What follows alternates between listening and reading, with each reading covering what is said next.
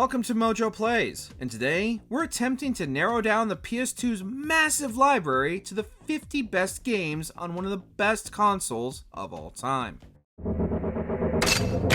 Looks like Jack still got the mojo. Before we continue, be sure to subscribe to our channel and ring the bell to get notified about our latest videos. NBA Street Volume 2.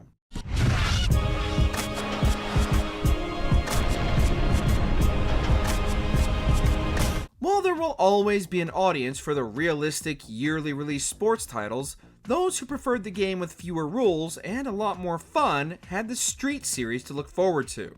Shrinking the typical basketball roster to a simpler 3-on-3, players could build a team using real-world players of the time, or create their own future b-ball superstar and take to the court to perform the flashiest moves possible and build their combos while also leading the scoreboard. Street Volume 2 included a myriad of different modes, as well as numerous unlockable playable legends, such as Larry Bird to add to your roster and take to the court. With authentic street sounds and a much more realized combo system, as well as a banging soundtrack, the Street series was the best sports game for non-sports fans and a franchise we truly wish had continued.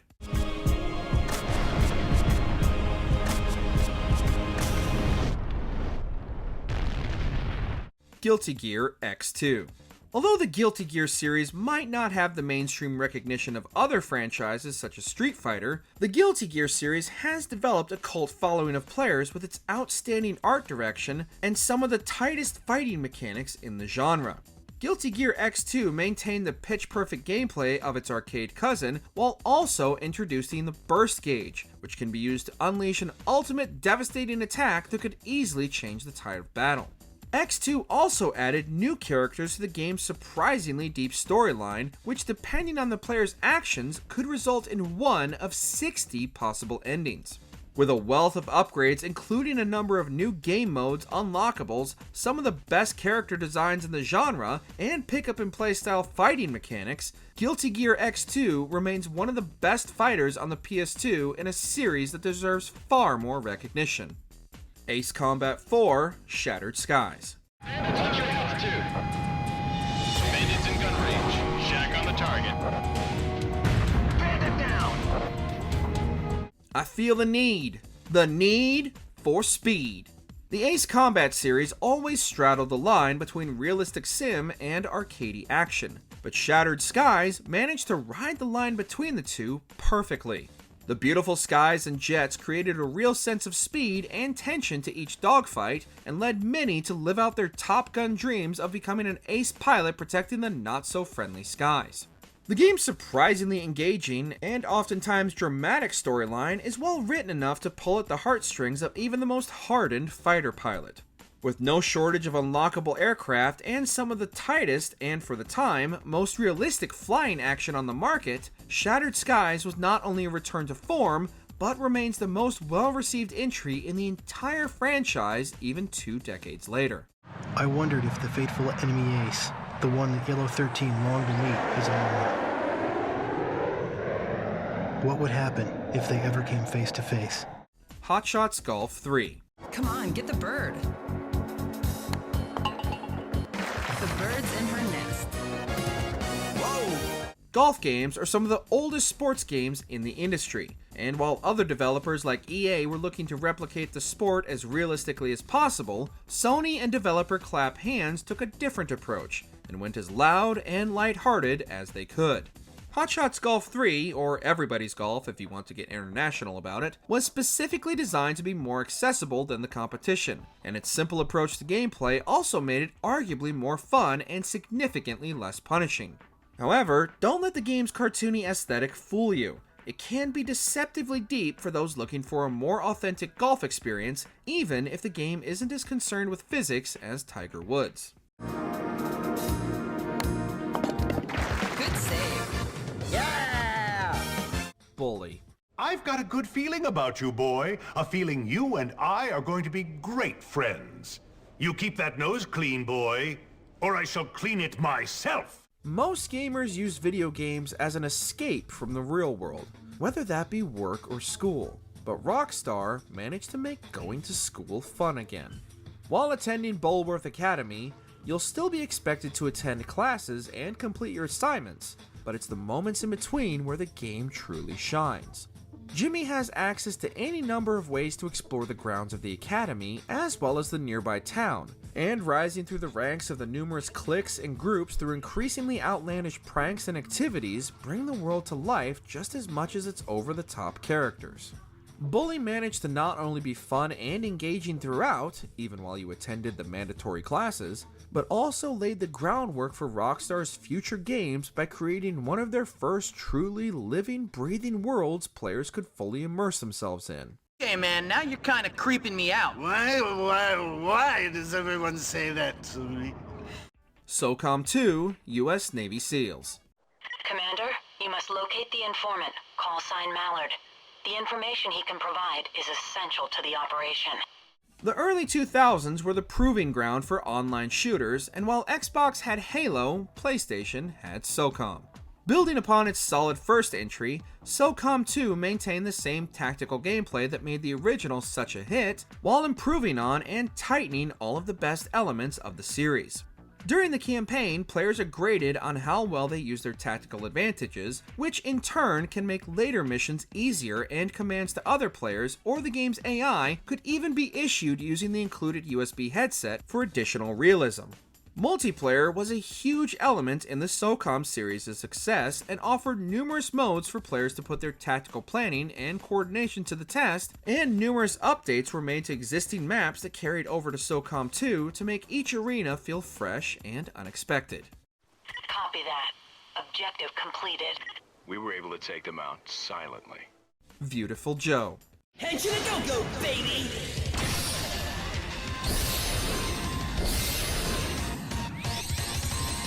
2D side-scrollers are one of the most popular genres in all of gaming, but Clover Studio managed to make theirs stand out in a big way. Players take control of Joe, who gets transported into Movie Land and must rescue his girlfriend by becoming the superhero Beautiful Joe, and his newfound abilities to speed up and slow down gameplay, both of which are advantageous against specific enemies, as well as the power to zoom in, which unlocks new and more powerful attacks, with the caveat that the damage Joe receives is increased as well. These powers added a greater level of strategy than a traditional side-scrolling beat-em-up, and the fact that the game was downright gorgeous made this title even more of a standout than Joe's new power set already did. There always has to be a plot twist. That means that things always go wrong once before you get to the happy ending. Isn't that right, Joe? Ha! That's my girl. Rayman 2 Revolution. Incredible! I can feel its energy building up in me. Almost the same. My fist is back to full strength. Nowadays, remakes and remasters are commonplace, but back on the PS2, they were unheard of. Rayman 2 Revolution is a remake of the sequel to Rayman's original 3D outing on the PS1, and was remade as a launch title for the PS2, but also including new areas to explore and challenging new bosses for the limbless hero to contend with. Revolution also opened up the world much more than its original incarnation, allowing players to more freely explore the environments, and also added new powers, cutscenes, and dialogue to help further flesh out one of Rayman's last great 3D adventures before being overshadowed by those damn rabbits.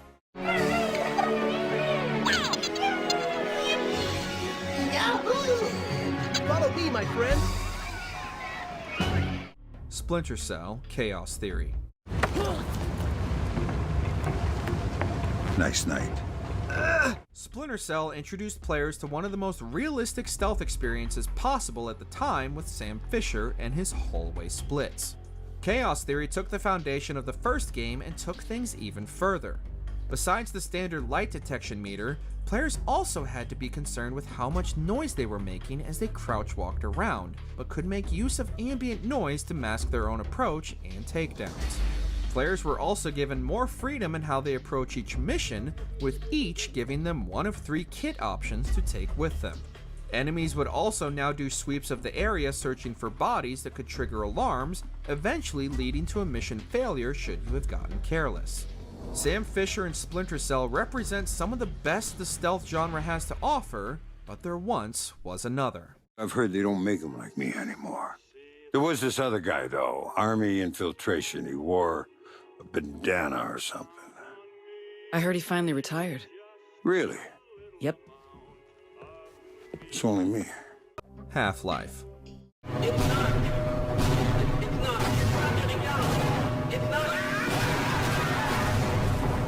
Half-Life is undoubtedly one of the most important and influential shooters of all time, with its influence still being felt in the first-person shooter genre even today.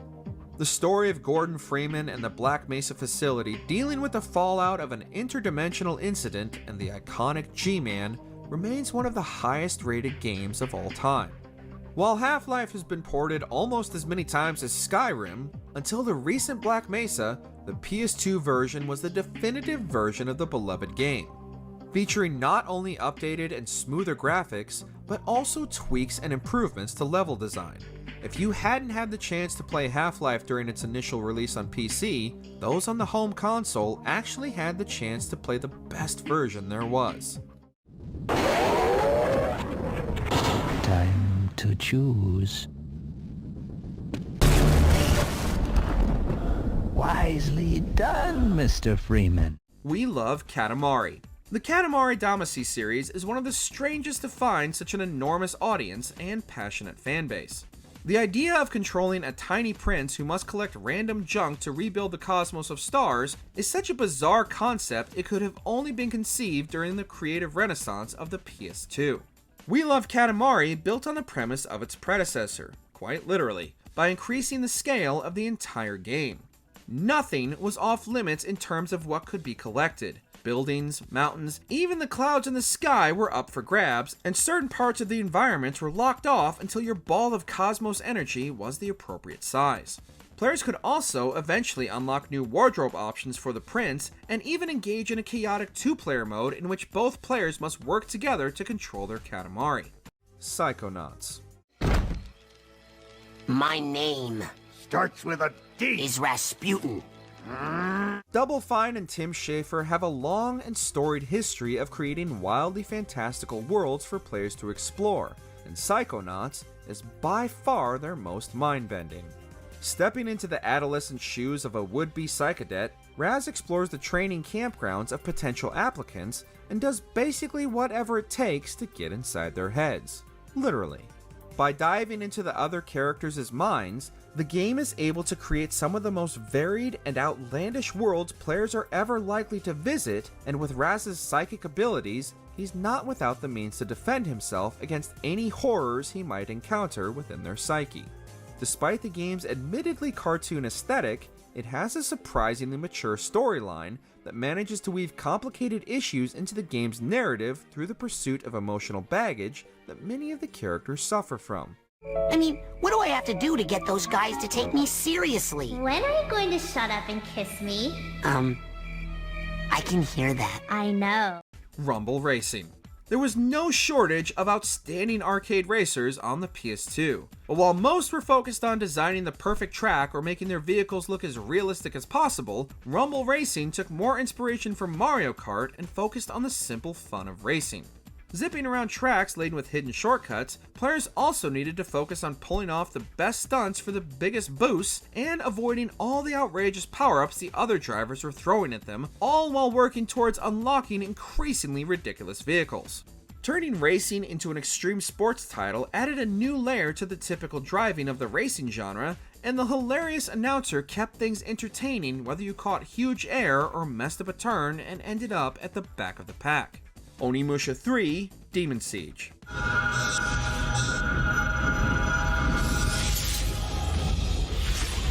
Born from an idea of a ninja version of Resident Evil, the Onimusha series developed its own following and separated itself from Capcom's iconic series with its impressive enemy and boss design and more strategic approach to combat. With Onimusha III, Capcom changed the time period by sending fan favorite Samanosuke to the future, and newcomer Jacques Blanc, played by Jean Reno, to feudal Japan and introduced new weapons and tactics for players to combat the demon hordes. Even with the fixed camera angles, the game was gorgeous. making great use of its 3D environment and featured some stunning CGI that still holds up today. Demon Siege remains the peak for a series that has been dormant for far too long, and fans have been clamoring for a remake or a reboot of the series for literal decades. I owe you one. Yeah. It was a blast. Beyond Good and Evil.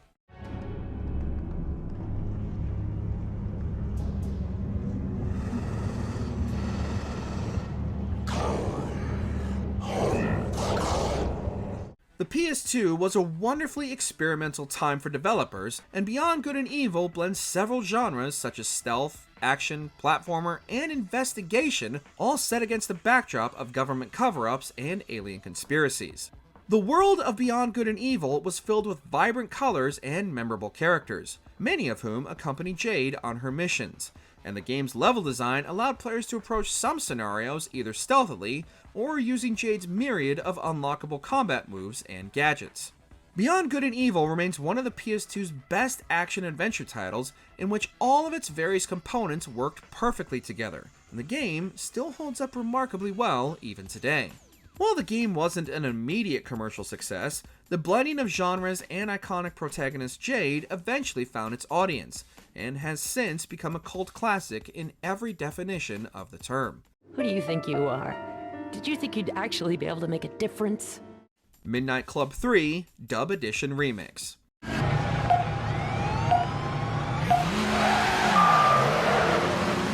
Believe it or not, there was once a time when we used to get more than 1 or 2 games a decade from Rockstar, and oftentimes, those games even got sequels.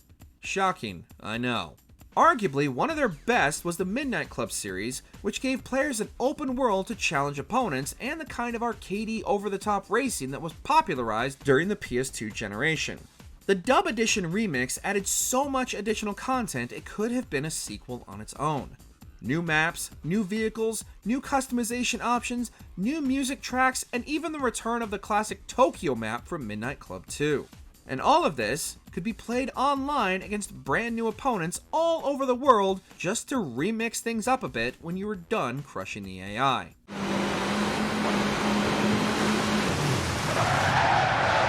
Amplitude. Harmonix are the masters of rhythm-based video games, and long before they convinced everyone they were rock stars with little plastic guitars, the studio was perfecting their formula with titles like Amplitude.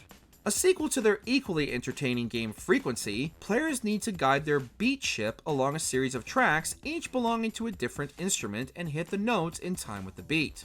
Just like in Guitar Hero, the more notes you hit correctly, the better combos and bonuses, while missing notes can eventually end your run.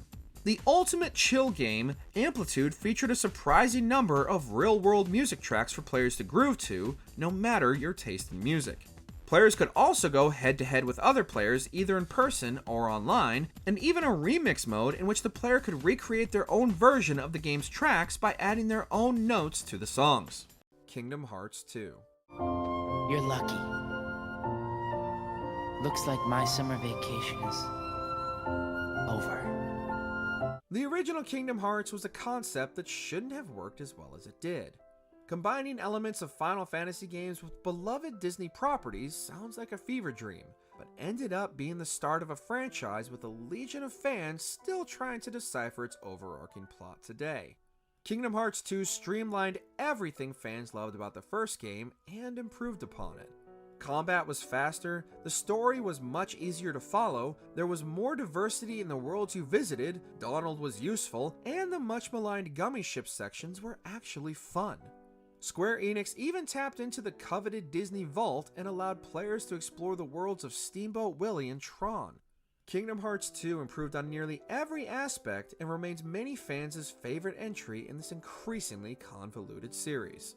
Sora, Donald, Goofy, you guys are too much. If you're ever in the mood for some more cosmic razzle-dazzle, give me a shout, okay? DOA 2 Hardcore. K.O. You lose. These days, the Dead or Alive series is more well known for its endless cosmetic microtransactions than its fighting systems, but back on the PS2, DOA 2 Hardcore was the best the series had to offer. In the earliest days of the PS2, DOA 2 showed what the console was capable of with beautiful environments and characters, interactive arenas, stunning cutscenes, and arcade-quality gameplay. The PS2 version was the most feature-rich edition of the game, with additional fighting arenas, costumes, all-new playable characters, and animations were smoothed and refined while gameplay speed was increased to 60 FPS all the way back in the PS2's infancy. DOA 2 Hardcore set a high benchmark for later fighting games that would eventually come to surpass the superb PS2 launch title, and remains one of the most rewarding and entertaining fighting games of the PS2 over 2 decades later.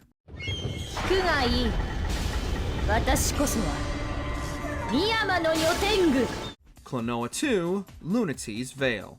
Sometimes a game doesn't need to do anything revolutionary to be a simple, fun, and engaging experience. Instead of simply guiding Cloa around 2D environments, he can use the 3D space to interact with objects and enemies in the foreground and background, which adds an additional layer, literally, to exploration and puzzle solving. In addition to the game being stunningly gorgeous, the game's narrative connecting all the levels was surprisingly engaging and deeper than it initially seemed, featuring a number of surprising twists and turns. Unfortunately, the game wasn't an immediate commercial success despite good word of mouth and glowing reviews. It did, however, earn a remaster of Cloa 2 and its predecessor Door to Phantom Mile for modern consoles, allowing an entire new generation to experience the beauty of this genre-defining platformer. Time Splitters 2. For they have taken their evil war into our past. Traveling through time, they have sown corruption, unraveling the fabric of our history. The original Time Splitters was a launch title for the PS2 and was a wonderful proof of concept with its inventive character designs and time-hopping objectives, but Time Splitters 2 was where the series truly found its footing. Featuring a much more fleshed out and detailed storyline, as well as more levels to explore, and each taking place in a new time period, the sequel improved on its predecessor in every way imaginable. One of the standout multiplayer experiences on consoles, thanks in large part to a majority of the dev team having also worked on GoldenEye 007, Time Splitters 2 hit a bar that even its follow-up Future Perfect couldn't match. The series maintains a loyal fan base, and with rumors of the series making a comeback, there's no better time to be a loyal Time Splitters fan. Time to get out of here. Tekken V.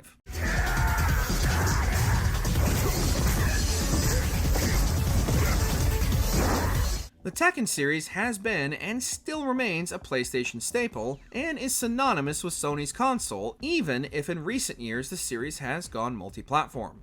After some divisive choices in Tekken 4, the 5th entry brought things back to basics and fine-tuned everything until all the mechanics worked harmoniously. Every character has their own storyline for players to progress through, cosmetics to customize your favorite fighter, as well as the return of the fan-favorite juggle system, and fans could even play as Devil Jin for the first time in the well-meaning but poorly realized Devil Within minigame. Tekken 5 was the complete package for fans looking for the perfect arcade port, and a welcome entry point for newcomers of the franchise, even if it did require a bit of homework to catch up on the series' surprisingly deep lore and backstory. You win. Red Faction. Mars. I always thought of it as a romantic place, a planet of mystery and adventure. How is it with all the advancements in video game engines over the years, we've actually ended up with less destructible environments? In the early days of the PS2, destructible environments and terrain were barely a consideration due to hardware limitations, but the team at Volition and their Geomod engine proved it was not only possible, but it was a hell of a good time too. The ability to take out bridges, walls, and quite literally tunnel in any direction if you had enough explosives was revolutionary for the time, and is still a marvel even 2 decades later.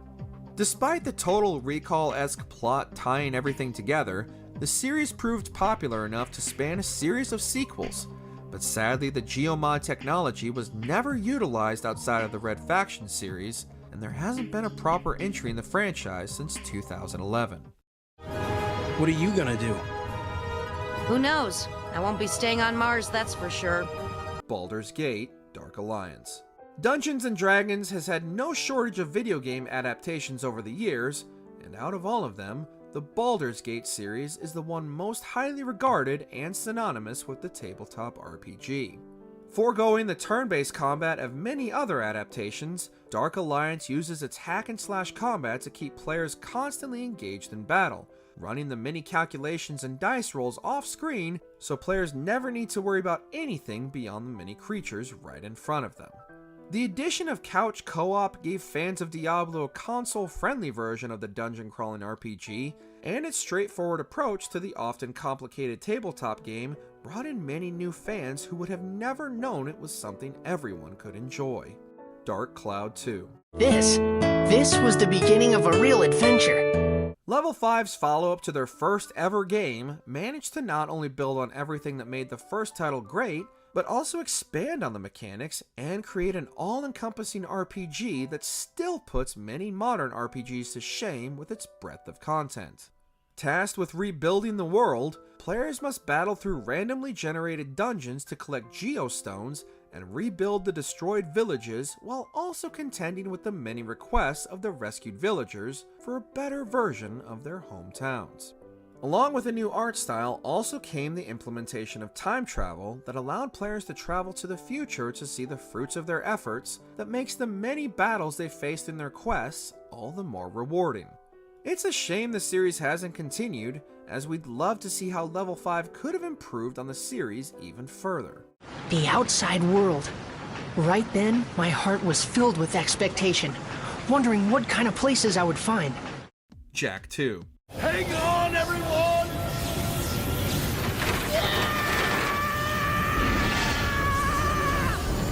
I want on this thing! Naughty Dog's Jak and Daxter was one of the first titles to truly show the power of the PS2 with its incredible draw distance and seamless interconnected world open for the player to explore.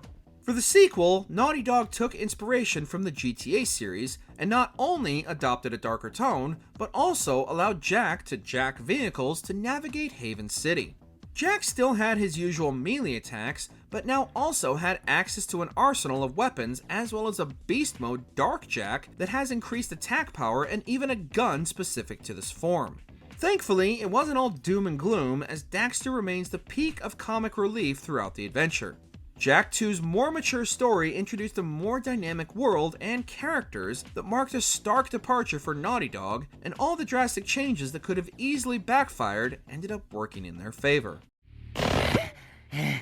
This place has too much excitement. We need to move back to the country.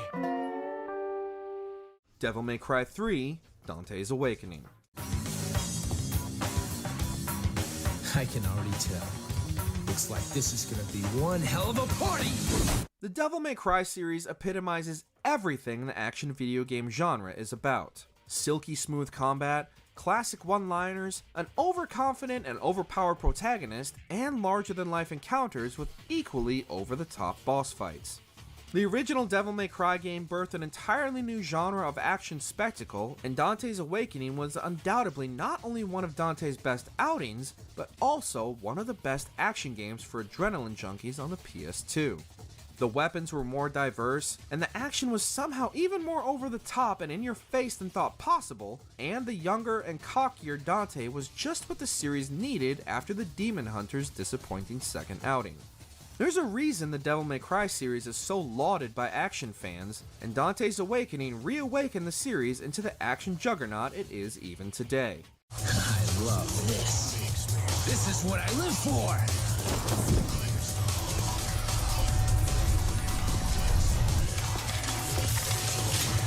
I'm absolutely crazy about it! Medal of Honor Frontline.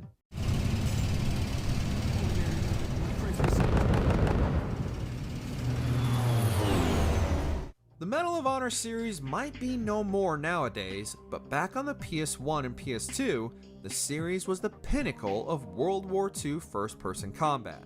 And while both systems saw numerous releases over the years, the benchmark of the series was undoubtedly its first entry on the PS2, Medal of Honor Frontline. While it didn't make huge changes to its tried and true formula established by previous entries, Frontline nailed every aspect of its combat, objectives-based gameplay, and atmosphere better than any other entry. Storming the opening Normandy level remains an exhilaratingly haunting experience even today, and while many subsequent entries attempted to match this level of immersion, none managed to even come close. Call of Duty might be the reigning champ of first-person shooters these days, but for a time, Medal of Honor represented the best of what console shooters had to offer. I couldn't have expected half the results you achieved. So, take some much-needed R&R, but rest assured we'll be calling on you soon. Dragon Quest VIII: Journey of the Cursed King. Ah, so this is what all the fuss was about. As the inspiration for the arguably more popular Final Fantasy series, Dragon Quest still has a rabid fanbase that eagerly awaits any news of future projects in the franchise. The first fully 3D entry, Dragon Quest VIII doesn't stray too far from the familiar RPG format that made it a mainstay in the industry, and it doesn't need to since it created the template to begin with. Everything from its beautiful art style, courtesy of Akira Toriyama, to the compelling story and wonderfully symphonic music, everything comes together perfectly to create one of the best entries in the franchise that birthed the RPG genre and remains one of the best-selling and well-received RPGs on the PlayStation 2, hands down. When you all set off so bravely, we decided it was time we did the same. So, perhaps you could fill us in. Tony Hawk's Underground. And yo, Merry Christmas. Thanks! Tony Hawk was the face of extreme sports throughout the late 90s and the early 2000s, and is probably responsible for more hospital visits from would-be skateboarders than can be properly recorded. For the series' fifth entry, Neversoft gave players more freedom to customize their experience than ever before, allowing them to custom create their skater, even face skating themselves into the game, their style, and their board as they kickflip their way through the series' first, and surprisingly engaging story mode campaign. Players could get off their board and run, climb, and explore the environments, even if this feature wasn't as fine-tuned as the skating itself. Players would cross paths with skateboarding legends as they rose to the top and eventually take down their backstabbing former best friend, Eric Sparrow, the bastard. The Underground series remains the benchmark for a series in dire need of a major comeback. Winner takes the tape.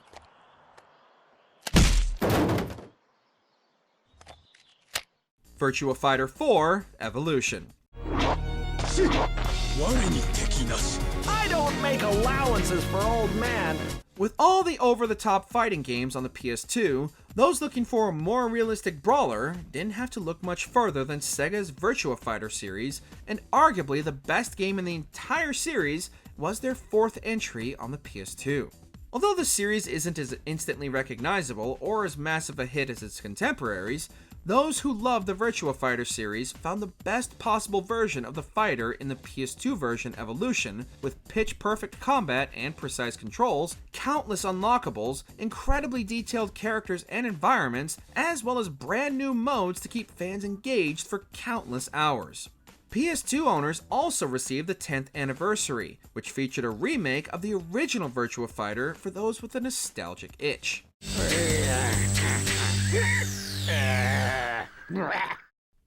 Eco.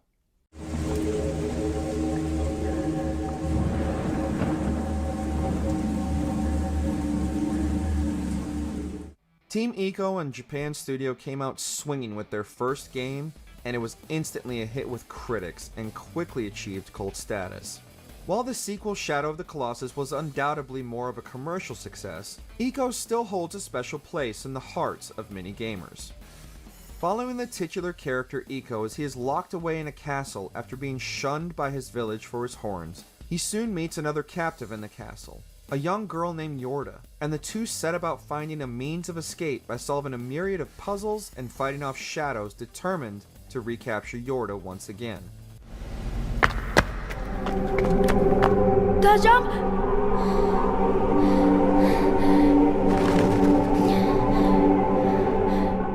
Guitar Hero 2.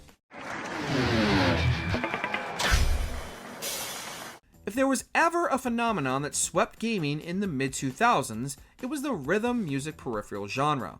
Years before the Wii dominated households, everyone that owned a console had one of these plastic guitars in the corner of their room just waiting for the next jam session. The success of the first entry led to numerous requests from artists for their music to be in the game, as well as partnerships with real-world guitar designers.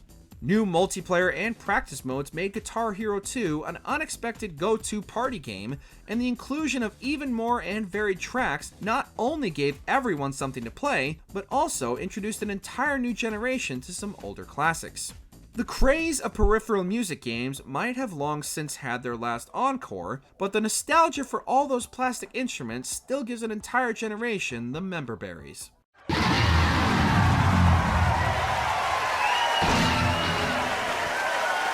Prince of Persia: The Sands of Time.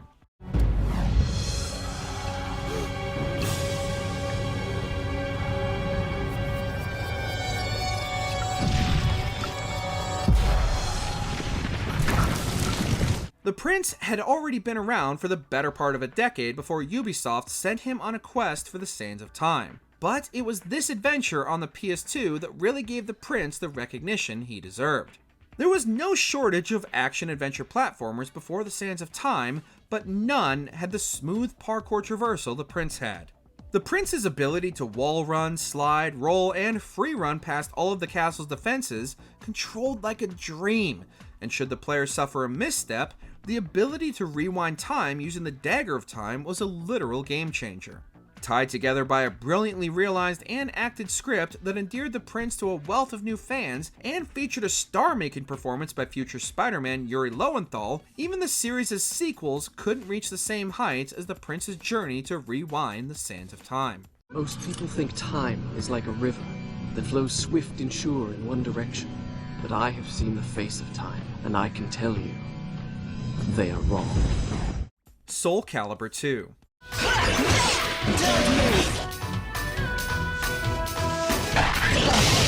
There was no shortage of impressive fighting games on the PS2, but few nailed the arcade perfection of Soul Calibur 2 on the PS2. From the gorgeous graphics and character designs to the pitch-perfect gameplay, everything about this fighting game clicked, and the use of weapons instead of fisticuffs made the game much easier for novices who could easily hone their skills with their favorite character. Along with a myriad of different game modes, developer Project Soul also introduced numerous quality of life improvements to the game to make it more accessible with easy to learn but tough to master new gameplay mechanics for people of all skill levels to experience that feeling of just one more round. You win! SSX Tricky. We're breaking trail for the rest of them.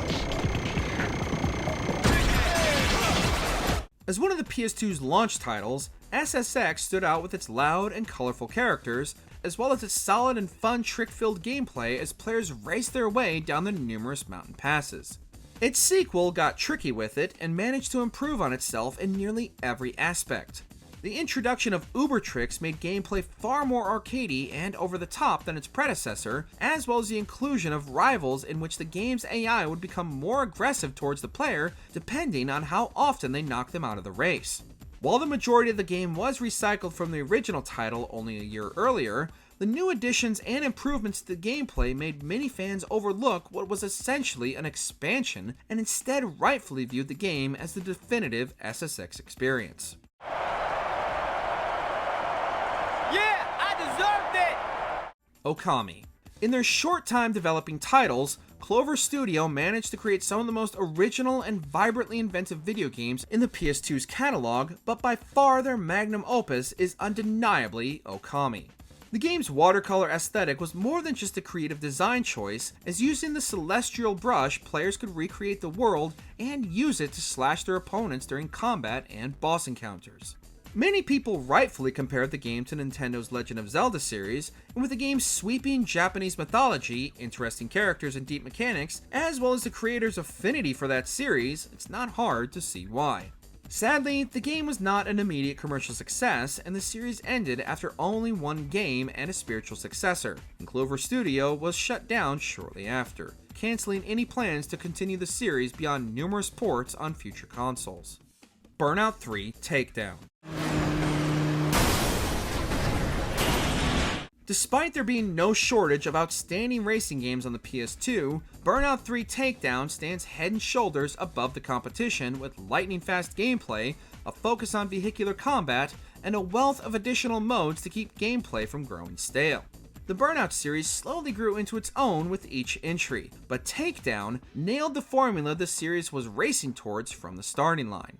With impeccable track design and an addictive crash mode, Burnout 3 won numerous Game of the Year awards, and even the series' subsequent entries couldn't match up to the frenetic gameplay and blazing sense of speed, and even today, Takedown is widely considered not only one of the best racing games on the PS2, but also one of the best video games of all time.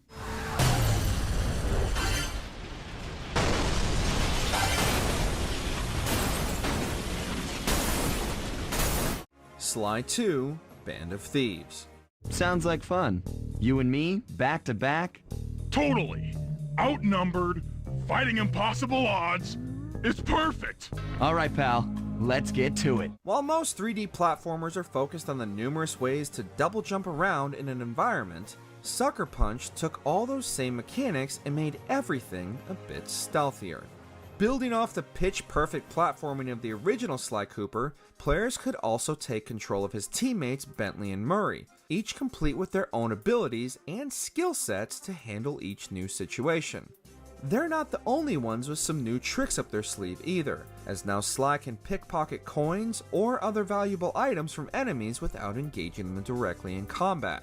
The levels themselves were also much more open, allowing players to tackle the numerous objectives in a much less linear fashion than its predecessor, with all the missions being planned out from a central hub that Sly and the crew return to between missions. Come on, Sly, let's get out of here! Persona 4. That's the way, Senpai! Do some more damage! Go, Senpai! Yes, believe it or not, Persona 4 released on the PS2 almost a full 2 years into the PS3's lifecycle. While many experienced the title on Sony's PS Vita, longtime series fans eagerly dusted off their PS2s for what some would argue is the best entry in the franchise. Arguably one of the most stylistic RPGs on the market, Persona 4 just oozes charm with its instantly likable characters living their day-to-day lives, going to class and building friendships, all while investigating a series of murders connected to the TV world. You would think that living out the daily lives of school children would grow tiresome, but the clever writing and numerous twists and turns in the narrative kept players engaged and constantly guessing until the very end. Persona 4 has been re-released numerous times with extra content, and has even seen multiple spin-offs including rhythm and fighting games. Thank you very much. You're really kind, Sensei. I'll try even harder from now on. Gran Turismo III A-Spec.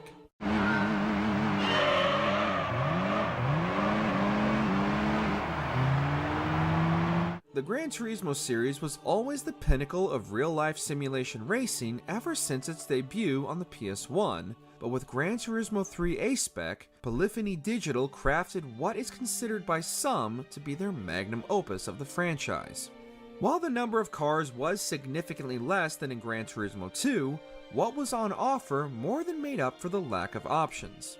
With 180 cars, 19 tracks, and numerous high-performance vehicles to choose from, and numerous challenges associated with each, fans of the series had a lot to get their engines going. Gran Turismo 3 also substantially bumped up the detail of each track and vehicle thanks to the increased power of the PS2, making it one of the best-looking racers on the console throughout the entirety of the PS2's lifecycle. To date, Gran Turismo 3 remains the highest-rated entry in the long-running franchise.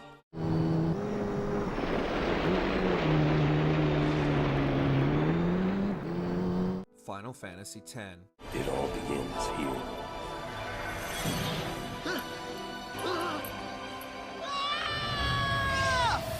The first entry in the long-running franchise on the PS2, every new Final Fantasy game was an event. But there was something different about Final Fantasy X's release. thankfully Final Fantasy X more than met the hype and made some huge leaps for the franchise going forward. The first Final Fantasy title to feature voice acting, as we've said, for better or worse, fully voiced characters added an extra level of depth to their struggles. As opposed to simply reading about their pain and frustrations, now you could hear it. Final Fantasy X was also the first entry to use fully 3D backgrounds, bringing more life to the world as Tidus and his companions openly explored the vast and vibrant landscape. Final Fantasy X marked a turning point for the franchise that every future entry has built upon, but at its core, this is the best and most accessible title for new and old fans alike.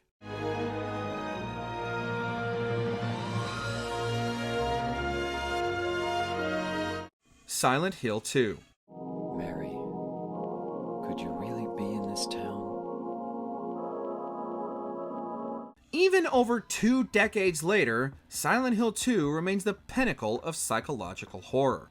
Whereas other horror series were focused on giving the player enough ammo to survive and jump scares, although there is still a good amount of those to be fair, Silent Hill 2 told an extremely mature story about guilt and grief set against the backdrop of a nightmare.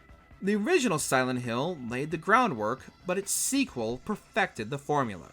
The oppressive fog, once used to mask technical limitations, took on a more oppressive and ominous feeling, filling players with a sense of dread as to what could be hiding in the fog around the next corner. So much of what has made Silent Hill the iconic series it has began here, especially with the introduction of Pyramid Head and its multifaceted and tragic narrative that is still being discussed even today. I was weak. That's why I needed you. Needed someone to punish me for my sins. Twisted Metal Black. He made me an offer. He said he ran some kind of crazy contest. If I won his game, he promised to show me how to bring an end to the curse.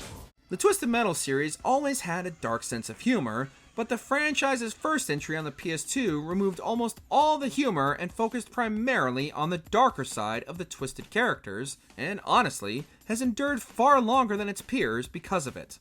Twisted Metal Black's focus on the over-the-top vehicular carnage was in top form, and the darker tone even extends to the gameplay as Black is widely considered one of the most difficult entries in the series. Every character's individual storyline was wonderfully twisted and fleshed out, drawing players to experience each campaign to see their backgrounds and what form their eventual wish would take. The variety of weapons also gave players more options than ever to customize their way to play, and a later online version expanded the ways players could express their road rage. It took me all of 10 seconds. Let's face it, boys and girls. A man has to have his priorities. Shadow of the Colossus.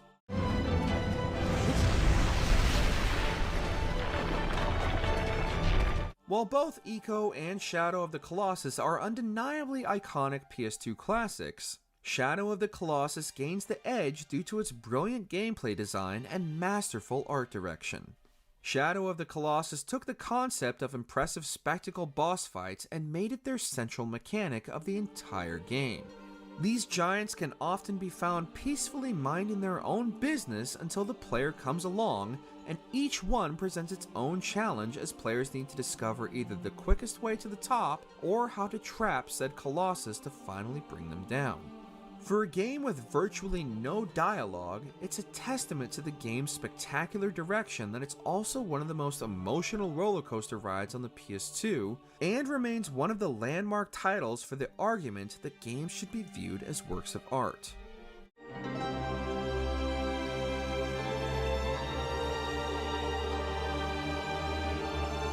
Ratchet and Clank, up your arsenal. It's a new sergeant! Huh? Hey, Sarge, you can have my gun. There's too many of them! We're all gonna die!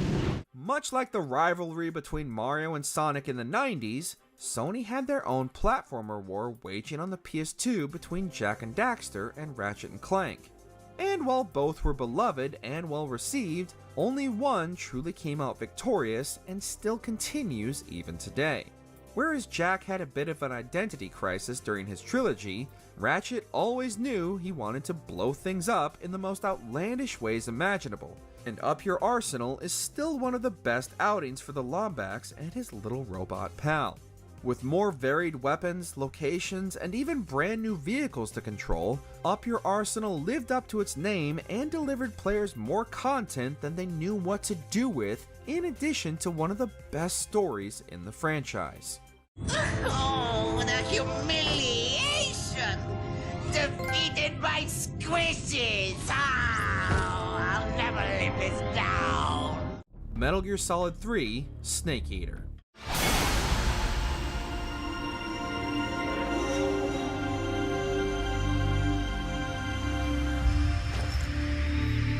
From the mastermind creator of the stealth genre itself, Hideo Kojima's third entry into the Metal Gear Solid series was and still is one of his best.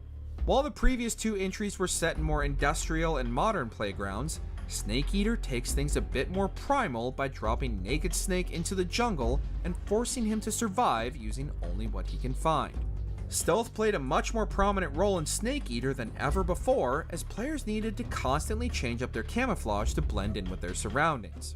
With fewer over-the-top action moments, although there were still plenty, this is Kojima after all, the focus was purely on the stealth aspect this time around, and players could even complete the entire game undetected using the game's mechanics, built specifically allowing them to do so.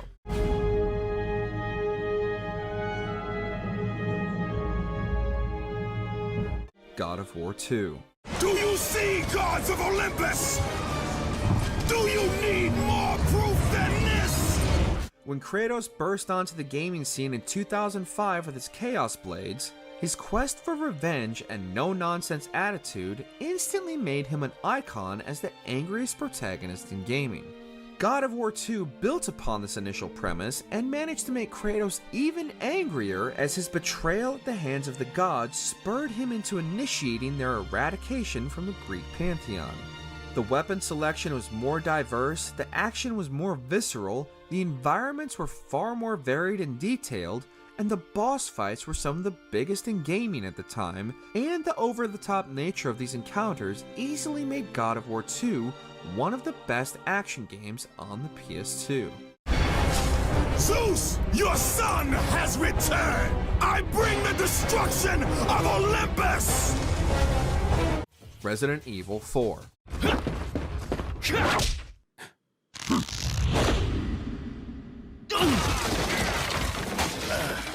Just as the original Resident Evil birthed an entirely new genre of gaming, so too did Resident Evil 4 revolutionize not only the RE series itself, but also left a significant mark on the entire industry that is still felt today.